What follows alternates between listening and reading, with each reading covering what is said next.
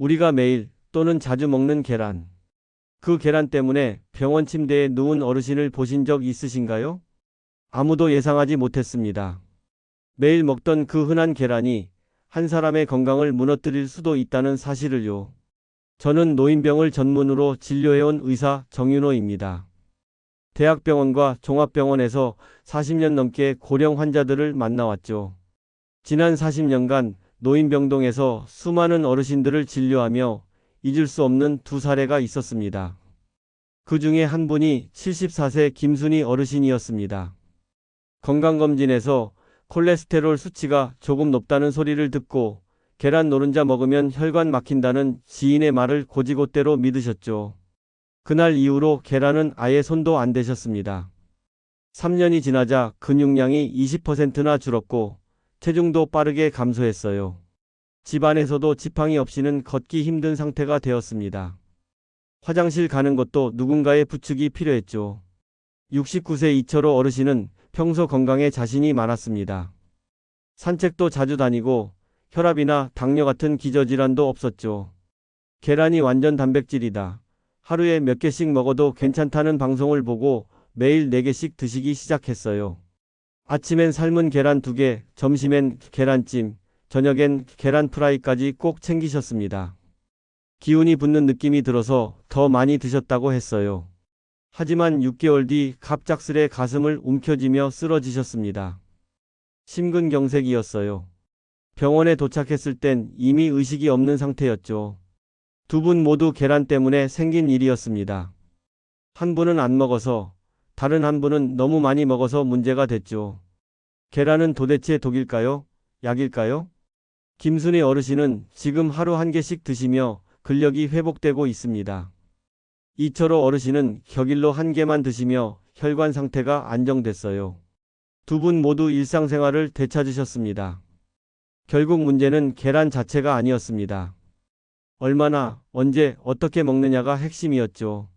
많은 어르신들이 계란에 대해 잘못 알고 계십니다. 무작정 피하거나 과도하게 섭취하는 분들이 대부분이에요. 오늘부터 계란에 대한 모든 오해를 풀어드리겠습니다. 내 몸 상태에 맞는 올바른 계란 섭취법을 정확히 알려드릴게요. 더 이상 계란 때문에 고민하지 마세요. 정확한 지식만 있으면 계란은 분명히 약이 됩니다. 좋아요와 구독 버튼 누르시고 이 영상 끝까지 시청하세요. 많은 분들이 계란을 두려워하는 이유는 하나입니다. 콜레스테롤 때문이죠. 계란 노른자 하나에는 186mg의 콜레스테롤이 들어있어요. 꽤 높은 수치처럼 보입니다. 하지만 여기서 놓치는 중요한 사실이 하나 있습니다. 우리 몸은 매일 스스로 1000mg 이상의 콜레스테롤을 만들어냅니다. 간에서 80%, 나머지 장기에서 20%씩 생산하죠. 음식으로 먹는 콜레스테롤은 전체의 20% 정도에 불과해요. 더 놀라운 건 우리 몸의 조절 능력입니다. 음식으로 콜레스테롤이 많이 들어오면 몸에서 만드는 양을 줄입니다. 반대로 적게 들어오면 더 많이 만들어내죠. 마치 자동 온도 조절기처럼 작동합니다. 최근 외래에서 만난 66세 여성도 비슷했습니다. 콜레스테롤 수치가 높다며 계란을 완전히 끊으셨는데 오히려 기운이 빠지고 살이 빠져 걱정이라며 오셨어요. 검사 결과 단백질이 부족한 상태였습니다. 그래서 건강한 사람이 계란을 하루 1개 정도 먹는다고 혈중 콜레스테롤이 크게 올라가지 않아요. 2019년 하버드 의대 연구에서도 확인된 내용입니다. 여기서 많은 분들이 궁금해 하십니다. 그럼 계란은 몇 개까지 괜찮을까요? 이 질문에 대한 답은 간단하지 않습니다. 문제는 이 조절 능력이 떨어진 분들입니다. 고혈압, 당뇨, 심장질환이 있으면 몸의 균형 시스템이 제대로 작동하지 않아요. 이런 분들은 음식으로 들어오는 콜레스테롤에 더 민감하게 반응합니다. 실제로 당뇨 환자를 대상으로 한 연구에서는 계란 섭취량과 혈중 콜레스테롤 수치가 비례 관계를 보였어요. 건강한 사람과는 다른 결과였죠. 김순희 어르신처럼 건강한 분이 계란을 무작정 끊을 필요는 없습니다. 반대로 이철호 어르신처럼 기저질환이 있다면 양을 조절해야 하고요. 결국 계란이 문제가 아닙니다. 내 몸 상태를 정확히 아는 것이 핵심이에요. 이제 가장 궁금한 질문에 답할 시간입니다. 내가 계란을 얼마나 먹어야 할까요? 40년간 수많은 환자분들을 만나며 한 가지 확실히 알게 된 것이 있어요. 같은 음식이라도 사람마다 반응이 다르다는 사실입니다. 건강한 분들부터 말씀드릴게요. 특별한 질환이 없고 혈압, 혈당이 정상인 분들이죠. 이런 분들은 하루 1개, 주 7개까지도 큰 문제 없습니다. 노른자까지 드셔도 돼요. 몸의 조절 능력이 잘 작동하니까요. 고혈압이나 당뇨가 있으신 분들은 어떨까요? 주 3, 4개 정도가 적당합니다. 가급적 흰자 위주로 드시는 게 좋아요. 여기서 중요한 건 함께 먹는 음식이에요. 베이컨이나 버터 같은 포화지방 음식은 피해야 합니다. 지난달 68세 김 여사도 비슷한 경험을 하셨죠. 당뇨가 있으면서도 매일 아침 계란을 라면에 풀어 드시고 저녁엔 계란말이를 기름에 부쳐 드셨어요. 3개월 뒤 당화혈색소가 8.2까지 올라갔습니다. 조리법을 바꾸고 양을 줄이니 다시 정상 범위로 돌아왔어요. 이번엔 콜레스테롤 수치가 높은 분들 말씀드리겠습니다. 주 2개 정도로 제한하는 게 좋아요. 대신 채소와 함께 드세요. 시금치나 브로콜리 같은 녹색 채소가 콜레스테롤 흡수를 줄여줍니다. 삶은 계란에 샐러드를 곁들이는 방식이 이상적이죠. 가장 주의가 필요한 건 심장병이나 뇌졸중 병력이 있는 분들입니다. 주 1~2개 이내로 엄격히 제한해야 합니다. 반드시 주치의와 상담 후 조절하셔야 해요. 혈관이 이미 손상된 상태라면 작은 변화도 큰 영향을 줄 수 있거든요. 여기서 스스로 점검해 보세요. 내가 어느 그룹에 속하는지 명확히 아시나요? 모르겠다면 주치의와 상담 받으시기 바랍니다. 결국 중요한 건 이겁니다. 모든 계란이 나쁜 건 아니에요. 내 몸이 받아들일 수 있는 범위를 아는 게 가장 중요합니다. 지금 식탁 위 계란 제대로 알고 드셔야 합니다. 계란을 얼마나 먹을지는 알았습니다. 이제 어떻게 먹을지가 중요해요. 같은 계란이라도 조리법에 따라 몸에 미치는 영향이 완전히 달라집니다. 40년간 환자들을 보며 확인한 사실이에요. 삶은 계란과 기름에 튀긴 계란의 차이부터 말씀드리겠습니다. 삶은 계란은 콜레스테롤 흡수율이 60% 정도예요. 반면 기름에 튀긴 계란은 85%까지 올라갑니다. 조리 과정에서 지방과 결합하면서 흡수가 더 잘 되거든요. 고열에서 조리하면 또 다른 문제가 생깁니다. 단백질 변성이 일어나죠. 이렇게 되면 소화가 어려워져요.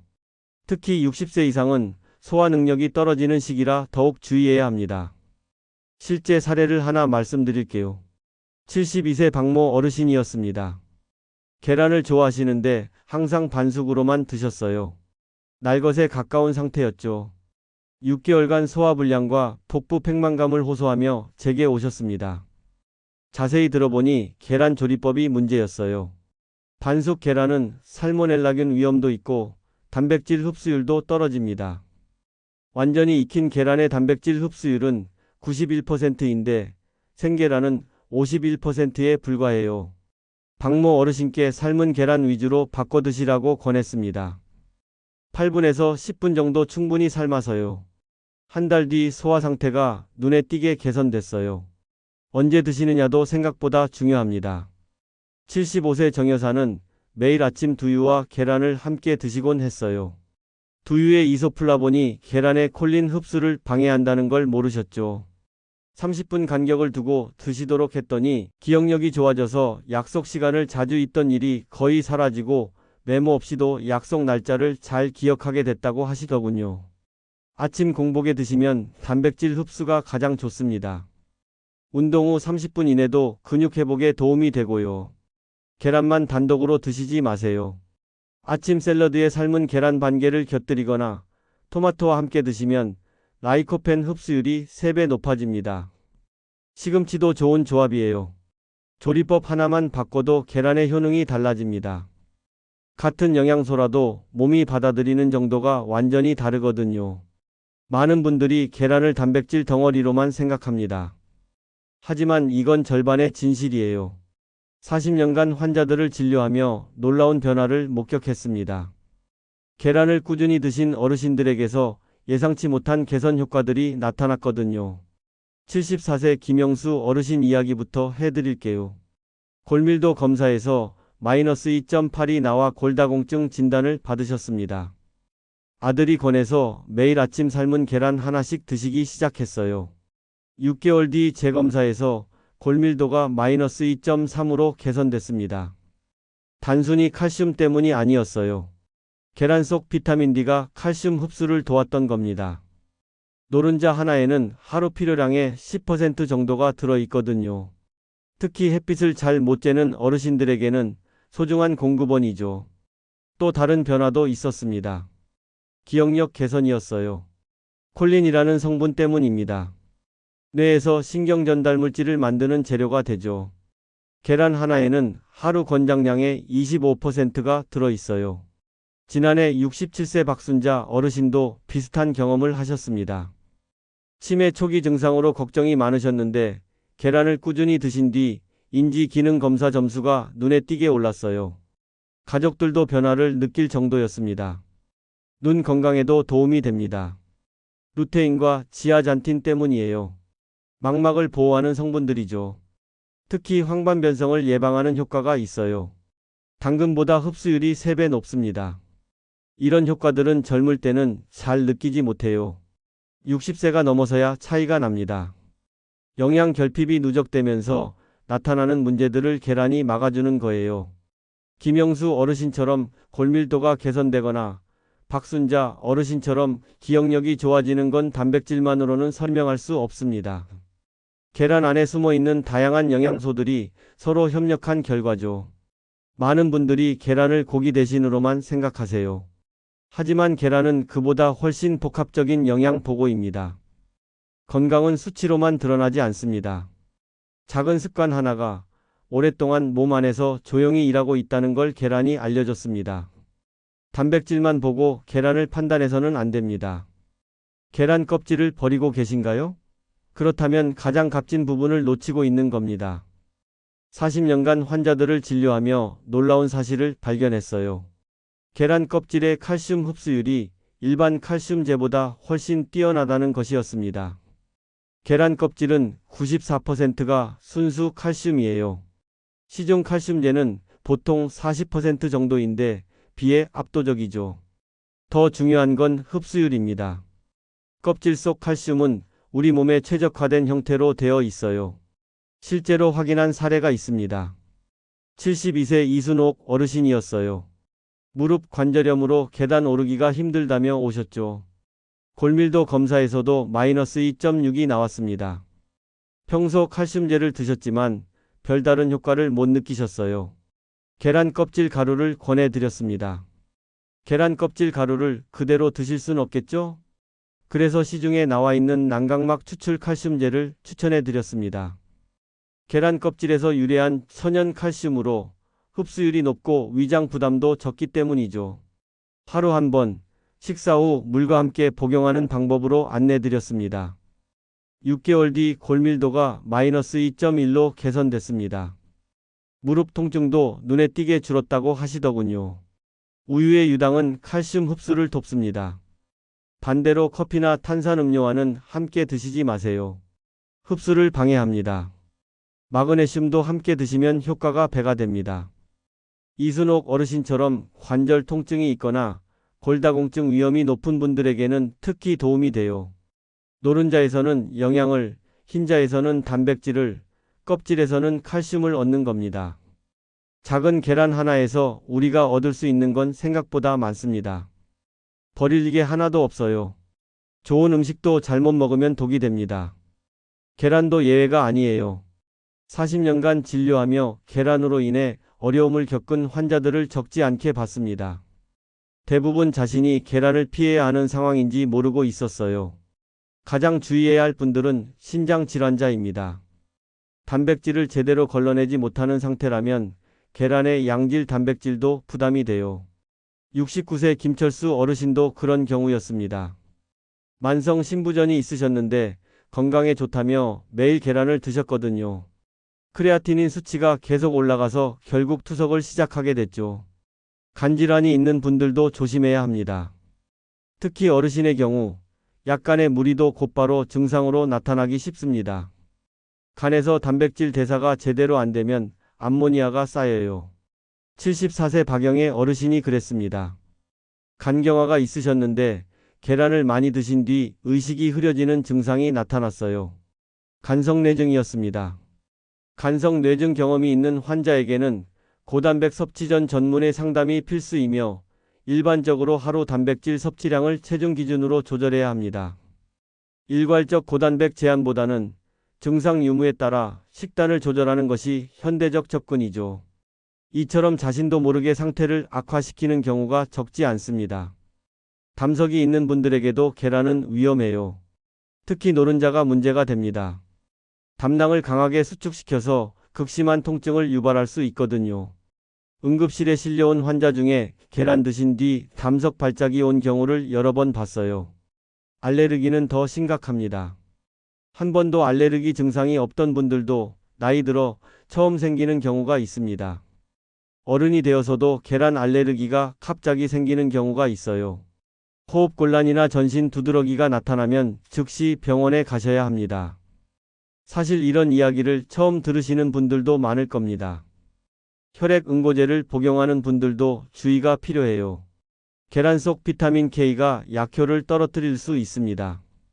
와파린 같은 약을 드시는 분들은 주치의와 상담 후 섭취량을 조절하셔야 해요. 이런 상황에 해당한다면 계란을 무조건 끊으라는 건 아닙니다. 본인 상태를 정확히 파악하고 적절히 조절하는 게 중요해요. 김철수 어르신은 지금 주 1회 정도만 드시며 신장 기능을 유지하고 계세요. 박영의 어르신도 간 상태가 안정된 뒤에는 흰자만 소량씩 드시고 있어요. 이렇게 맞춤형 조절이 가능하다는 점도 기억해 두세요. 무엇이든 내 몸 상태를 먼저 알아야 합니다. 계란이 아무리 좋은 음식이라도 내게 맞지 않으면 피해야 하는 게 맞아요. 75세 김옥순 어르신이 처음 제게 오셨을 때의 모습을 잊을 수 없습니다. 근육량이 심각하게 줄어 10m도 걷기 힘든 상태였어요. 지팡이 없이는 화장실도 갈 수 없었습니다. 가족들은 이제 요양원을 알아봐야 하나 고민하고 있었죠. 검사 결과는 예상대로였습니다. 근감소증이 심각한 수준이었어요. 단백질 부족이 가장 큰 원인이었습니다. 김옥순 어르신께 계란 활용법을 자세히 알려드렸습니다. 아침에는 완전히 삶은 계란 하나를 드시라고 했어요. 8분간 삶아서 노른자까지 완전히 익힌 상태로요. 점심에는 계란찜을 권했습니다. 계란 2개에 우유를 조금 넣어 부드럽게 만든 찜이었죠. 저녁에는 술안을 추천했어요. 그리고 난각막 칼슘 보충도 같이 하셨죠. 3개월 뒤 김옥순 어르신이 다시 오셨습니다. 지팡이 없이 걸어서 들어오시더군요. 근육량 검사에서도 놀라운 변화가 나타났어요. 15% 정도 증가했습니다. 6개월 뒤에는 더 놀라운 일이 있었어요. 동네 산책을 혼자서 다니기 시작하셨거든요. 계단도 손잡이만 잡고 올라가실 수 있게 됐습니다. 단순히 계란만 드신 건 아니었어요. 계란을 중심으로 한 규칙적인 식습관이 전체적인 건강을 회복시킨 겁니다. 매일 같은 시간에 같은 방법으로 드시면서 몸의 리듬이 되찾아졌죠. 가족들도 놀라워했습니다. 요양원 얘기는 사라졌고 김옥순 어르신은 지금도 계란을 빠뜨리지 않고 드시고 계세요. 40년 넘게 환자를 보며 깨달은 게 있습니다. 거창한 치료나 비싼 약이 아니라 작은 습관 하나가 삶을 바꾼다는 사실이에요. 건강은 거창한 변화보다 작은 실천에서 시작됩니다. 계란 하나, 매일의 식탁에 담긴 지혜로 여러분도 충분히 회복하실 수 있어요. 그리고 마지막으로 하나만 더 강조드리고 싶습니다. 건강을 지키는 일은 결코 늦지 않습니다. 나이 때문에 기력이 없어서 이미 많이 진행된 상태라서 그렇게 포기하시는 분들을 정말 많이 봐왔습니다. 하지만 김옥순 어르신처럼 딱 한 가지라도 꾸준히 실천하면 몸은 분명히 반응합니다. 가장 중요한 건 시작입니다. 내 몸을 아끼고 돌보겠다는 마음만 있다면 말입니다. 오늘 이 영상을 보신 순간부터 회복은 이미 시작된 거예요. 오늘 영상이 도움이 되셨다면 구독과 좋아요 눌러주시고 부모님과 가족분들께도 꼭 공유해 주세요. 작은 정보 하나가 사랑하는 분들의 건강을 지킬 수 있습니다. 알림 설정까지 해 두시면 앞으로도 더 많은 건강 이야기를 빠르게 받아보실 수 있습니다. 끝까지 함께 해주셔서 감사합니다. 늘 건강하고 평안한 하루 되시길 바랍니다.